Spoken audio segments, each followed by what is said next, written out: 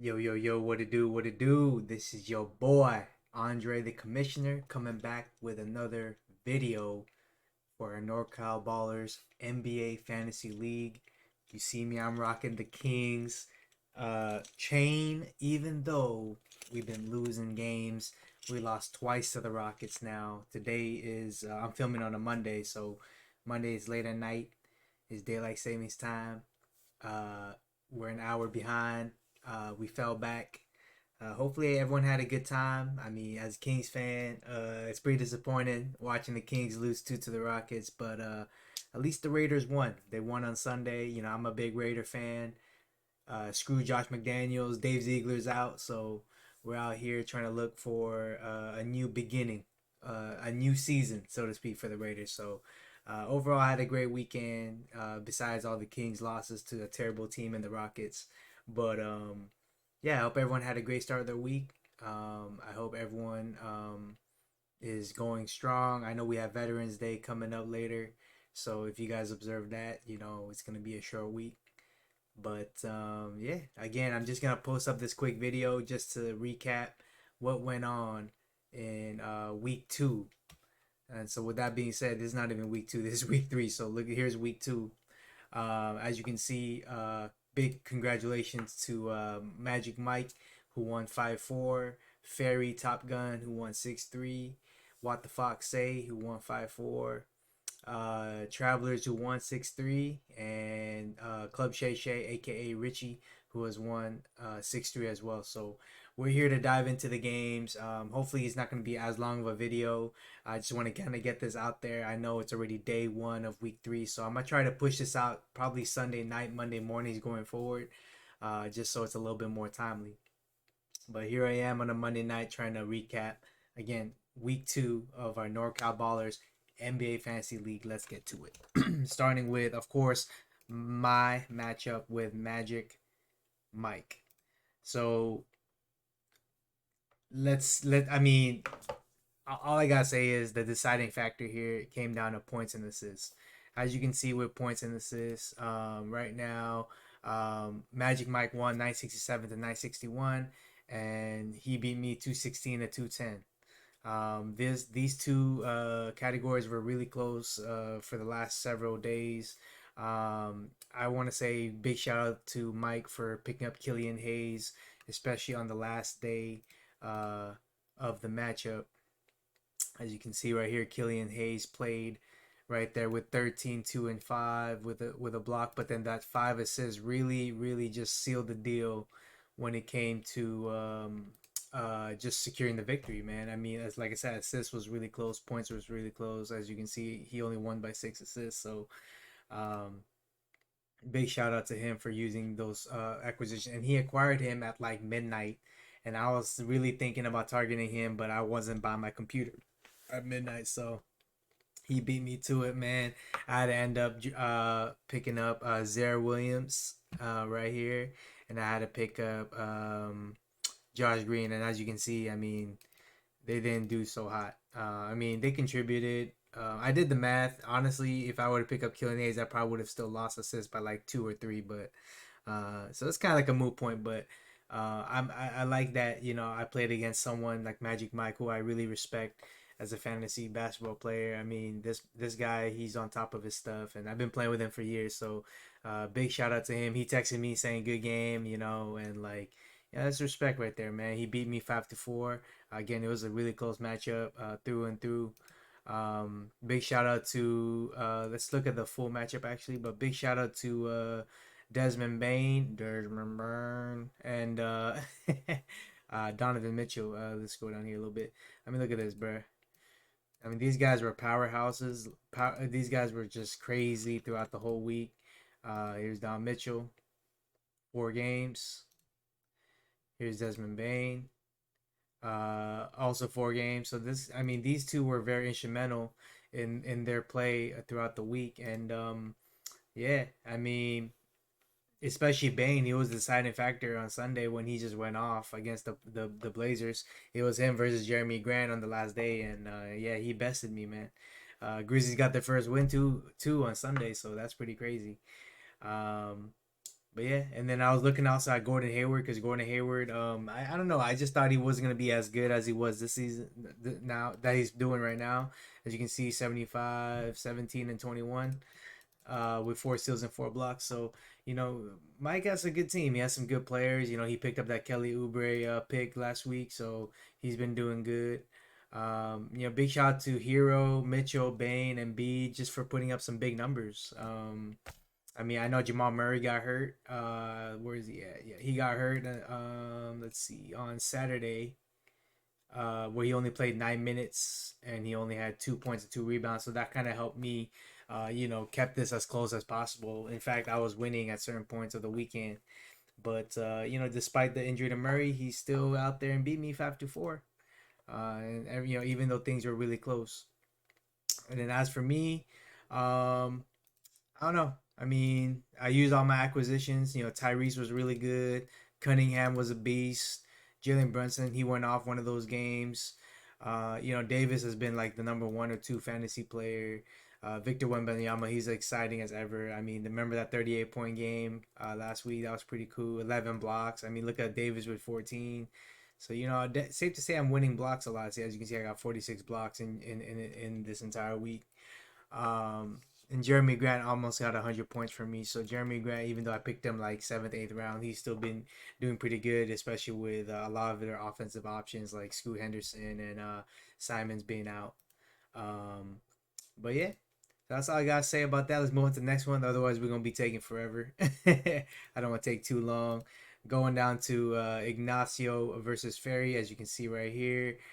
Ferry beat Ignacio 6-3, but it was stupid close in steals. As you can see in steals, it's 39-40. Like, ooh, look at that, man. Points and rebounds was also pretty close.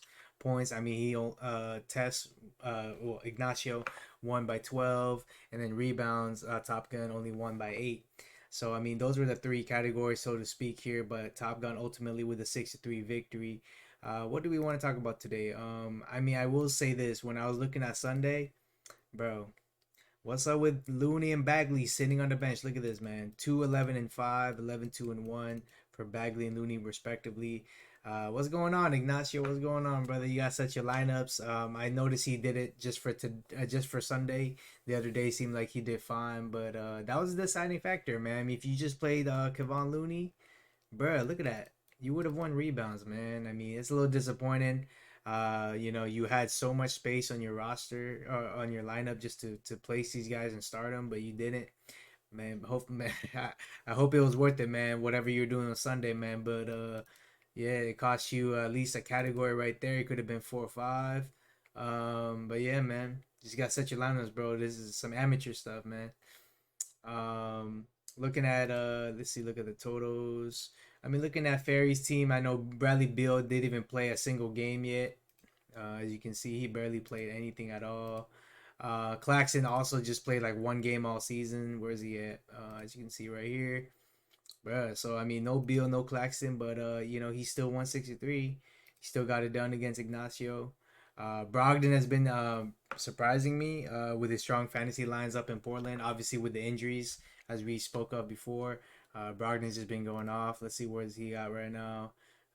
Where's Brogdon at? Oh, here you go. See that 77, 23, 32, 5, and only 8 turnovers with 32 assists. That's pretty good assist to turnover ratio. Um, yeah, man, and Markkinen was doing good, especially with the Jazz playing 4 games. He was very helpful, instrumental in some of their wins. As you can see right here, I mean, look at it, man. 29, 5 and 3, 22, 8 and 1. Yeah, Markkinen has just been a beast, man. I had him last season, so he was a great guy, great player. He was underrated last year. Remember, picked him up like mid rounds or like towards the later mid rounds, and he's performing like a great top 25 player. So Jalen Brown still performing pretty well for him, 75, 18, 7, 3, and 2. And, we had our concerns with Jalen Brown early in the season, especially that first game against the Knicks, where he just kind of struggled. He seemed like he was the third or fourth option, but that quickly went away because now he's been going off. I mean, he took up 21 and 22 shots, respectively, the past 2 games, 26, 7, and 4, 23, 5, and 4. So he's doing pretty good, man. He's doing pretty good. Um, yeah, and then as far as from Ignacio, all I can say is probably like if you look at Darius Garland, he's been struggling lately. He's been struggling lately. I mean, as you can see, he played the last two. of the 4 games in the for the Cavaliers this past week, and he was just ho hum. You know, like you see, he's ranked 233 in the season, 6 of 17 shooting. So he it doesn't seem like he's all the way right there, but you know he'll turn it around. But yeah, man. So he's been pretty bad. A lot of underwhelming guys on his roster. He got Zubats, he got Stewart. He has Okongwu, Looney, Bagley. So a lot of these guys are just very mid, like just fringe, like roster players. I ain't gonna lie, but it was still a close game. I mean, it would have been 5-4 even with all these fringe dudes I just mentioned. You know, it could have been a closer matchup than what it really is. But congrats to Ferry though for sealing the win in week 2. Let's go to What the Fox Say versus Manje. Again, just trying to keep things rolling out here. Uh, as you can see here, Don edged out Manje with a .002 victory in field goal percentage to seal the deal. I mean, what a close category that flipped in favor of Don. I mean, look at this, bro. 48.8, 48.6. Like, bruh. I mean, let's look at the last day, right? Because this is like the deciding factor right here. I mean, as you can see, ooh, dang, look at Kuminga and Aiton. So that's what stood out to me. Kuminga and uh, where's Aiton at? Am I tripping? Kuminga. Oh, right here. I'm blind. Kuminga and Aiton right here. 35.7 and 33.3. I mean, look at this. Look at this. 3 of 9 and 2 of 8, bro. 3 of 9, 2 of 8. That's a putrid 5 of 14 from the field. Oh my god, that's wild. And the funny part is that Manje picked him up, uh, Kaminga off the waiver wire just literally the same day on Sunday, only to get him to lose field goal percentage. Like, bro, like that must hurt. That's tough. That's tough. That is pretty wild. But huge shout out to Luka Doncic, Scotty Barnes, Mikal Bridges as we look into the matchup totals. I mean, I was keeping tabs on Don's team. I mean, it's pretty wild, man. 110, 41, 39. Doncic had some scares, man. He had like some leg tightness or like a little bit of pain. You can see him grimacing last game, but he stayed in the game on Saturday. He still scored 110, 41, 39, 3 and 4. I mean, obviously, there's a hell of turnovers, but I mean, that's what you get at Doncic, man. You already knew that going in. You must be punting turnovers, but you're gonna get all the counting stats. 110, like I said, highest usage probably up the roof. I mean, Jesus, right? And then, yeah, like I said, Mikal Bridges was a beast. He continues to be a beast. 84, 22, and 16. And yeah, man, it's pretty solid team that I'm looking at here. Pretty solid team. Sabonis was all right, you know, 95 40. Oh, sorry, Scotty Barnes. I'm sorry. 95 43 21 6 and 6. Like he surprised me because Scotty Barnes, like I don't know, he was like a mid-round pick to me. Like last year and this year, I had him last year. He was a little ho hum, but is this his second or third year? But he's been going pretty crazy. I think it's his third year now with the Raptors. He's getting a little bit more usage, as you can see. Let's take a look a little bit. 42 minutes, bro. 35 minutes here. I mean, shooting at over 15 shots the past past 4, 5, but the past 5 games he's put up at least 15 or more shots, and he's been contributing in all stat lines, including steals, even blocks, assists. I mean, he's just putting in a full stat line. That's what you want to see in fantasy. Um, no Fox for Don, but he did pick up Malik Monk. Monk still went off for what he could. You know, he still has 6 triples with 9 assists. He still got 34 points with 3 blocks. So you know, to help defray at least one, you know, part of Fox's production, and you know, congrats to Don because he won 5-4. So and then looking at deep court strokers versus travelers. Okay, man, this one was a close one as well because while travelers 163, let's see how close these categories really are. Look at steals, free throw percentage, and turnovers. I mean, seriously, turnovers is 4, steals is 5, and free throw percentage, bro, 0.001, yo. 0.001% of free throws in favor of deep court strokers. Like, wow. What's the contributors of that? Let's look at the last day. Again, we always look at the last day when it comes very close. Grant Williams, look at that 0%. What do you do? Grant Williams, 1 of 3 from the free throw line. Let's look at Evan Mobley, 1 of 4 from the free throw line. He compiled 2 of 7. Bro, but shooting 2 for 7 on the last day, and then boom, that gets you that .01, man. That's just tough. I mean, that is tough. That's pretty terrible. That probably must have cost him that category. Bright side for Leon, you do see that Jared Allen, he's starting to play again. Starting to play again, 12-9. I know he had that injury pretty much this season, so he played the last two games. His minutes are getting ramped up. He got 28 now. Not bad, not bad. Tatum continues to be Leon's best fantasy player. Let's look at the totals right now. Tatum, 95, 29, and 8 with 13 threes. I mean, he's just continuing to be a beast.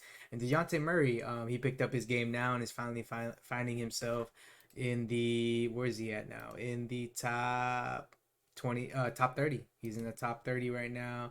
Games he had 41, 24, and 29. He had multiple threes, strong free throw percent impact in the past 3-4 games. So DeJounte's finding his way, man. He was struggling to start the season, but he's been coming a long way with the Hawks. Walker Kessler seems to be back again. We had a lot of concerns with Walker Kessler back in the day. I mean, as you can see, he struggled before here in the bottom, single digit points and rebounds, but he had that breakout game 22 and 13. And ever since then, he had that 15 and 15 most recently. But he's been pouring in the blocks. He had 12 blocks in the past 3 games. So he's averaging like 4 blocks a game. That's not bad at all, even though the Jazz continue to lose. But hey, fantasy wise, we don't really care about that. And LaMelo Ball's been doing pretty well for Leon. Again, you are punting field goal percentage and turnovers with LaMelo. You already know going in, even though he's ranked 65, that's already assuming he sucks ass at field goals, and he's pretty bad at the turnovers. Although 3 turnovers isn't bad for LaMelo Ball. But 11 to 23. Actually, that's not even bad too. But I mean, as you can see, 4 of 15. You got the 3 of 12, 4 of 17, 4. So LaMelo Ball is just gonna struggle. Pretty much. He's not gonna shoot that bad all the games, obviously. But you just can't rely on him for field goal percentage. But he will give you the counting stats, still get you a triple double, and then all in all, LaMelo Ball just gets you all the points, man. Just gets you everything you need. 68, 16, and 37 with 6 steals. So he'll get you those juicy stats. He's worthy of a first round pick, and it'll be hard to buy low on him for sure. And then when we look for deep court strokers, I mean, Nikola Jokic just continues to impress. 113, 50, 32, 4 and 3. He's just a beast. And then I want to just highlight Tim Hardaway. Tim Hardaway appears to just be a beast right now. He's having a career year. He's top 60, he's top 70 right now, and you can just see his splits right now. I mean, he's shooting what 4 threes this past game and another 4 threes the last game. I mean, man, 8 threes, 9 threes in the past 3 games. That's pretty good. Seems like he's having a career year. And talking about the pool party, man, I don't know. I've been keeping tabs on this guy, but it seems like he's like a clown, man. I don't know, bro. Like, yeah, he's all right. Like, 19. Like, he only cracked over 20 points twice in the past in his all 6 games. And this is the guy that was drafted third, fourth, fifth round, and right now he's outside the top 150. I mean, pool party is definitely postponed. Leon did play 4 more games than Chris, so I felt like that kind of gave him an edge. But I think part of that's because Devin Booker just can't stay healthy, man. Devin Booker played 1 game for Deep Court Strokers last week, but even though it was a great game, then he sits out, with the foot issue. So I don't know, man. It's tough so far owning Devin Booker, but again, congrats to Travelers. I beat him last week, so he comes around, takes revenge, beats Deep Court Strokers. Now he's 7th place in our league. So, and last but not least, let's look at um, our last matchup, which is Club Shea versus Rasik.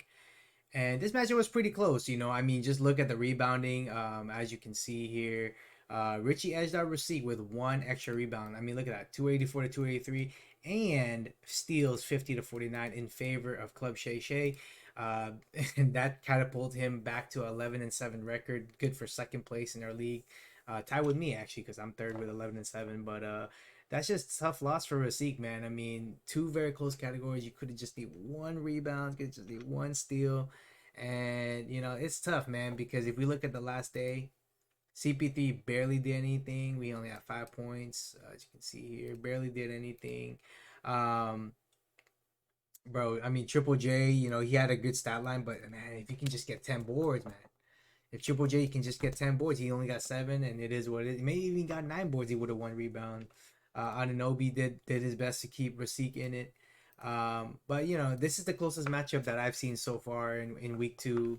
And I think this, Rasik is widely underrated. No one really thinks about his team being so OP, but if we think Club Shay Shay is a pretty good team, I mean, look at Rasik. He's right there with him.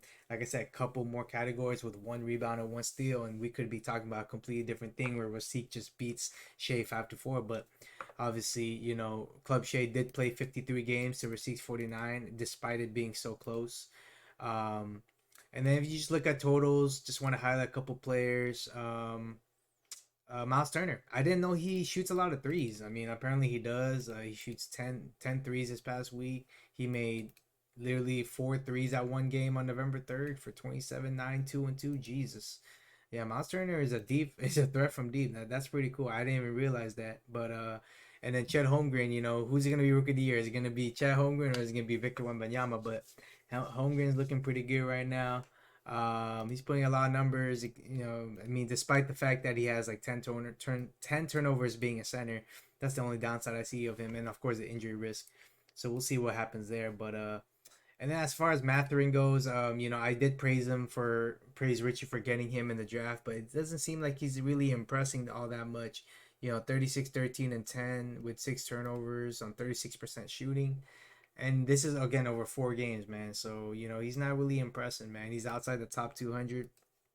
I don't know, man. Some fringe players there. Kobe White, some fringe guys. Nas Reed, some fringe guys. To be honest with you, but Club Shea, he's still doing his thing. Like I said, he's second place in the league. He knows what he's doing. Um, and then yeah, man. I mean, that's all I want to say about this matchup. Again, congrats to Richie. Congrats to all the winners. Right. Congrats to all the winners as we look ahead into week 3. Right now, this is very early rankings. As you can see, I'm playing against Ferry. Ignacio's going to be playing against Don. Chris is going to be playing against Richie. Mike's going to be playing against Leon, the Travelers. And then Rod's going to be playing against Manje, we believe. So it'll be exciting to see what's going to happen in week 3. Again, tomorrow is November 7, which actually it's already midnight now, but November 7th is going to be election day. And so there's not going to be any NBA games November 7th. So it's going to be pretty packed Monday and Wednesday in terms of games. Obviously, as you can tell, Monday, it was hard for us to probably keep our lineups. It was hard for us to play all of our players with the limited spaces. So it'll be interesting to see how people would stream the rest of this week. And let's see if I can beat my matchup with Top Gun, who's the 5th seed right now. And just good luck to everybody else, as we move on to another week here in fantasy basketball. I hope everyone's doing well. Again, if you have any questions, concerns, or issues, you can feel free to reach out to me directly or just work with us through our Discord. Hit up the chat. If you just want to say hi, you just want to chill, I welcome. That's what we have the Discord. It's just for communication, just to have a common platform for all of us to be in there. So I hope you guys enjoy this video. I appreciate everything that you guys have done for the league. I appreciate you participating, having a great time, setting your lineup, staying committed, staying dedicated, and may the best team win week 3 NorCal Ballers NBA Fantasy League. This is your boy Andre the Commissioner, and I'll see you on the next video. Peace.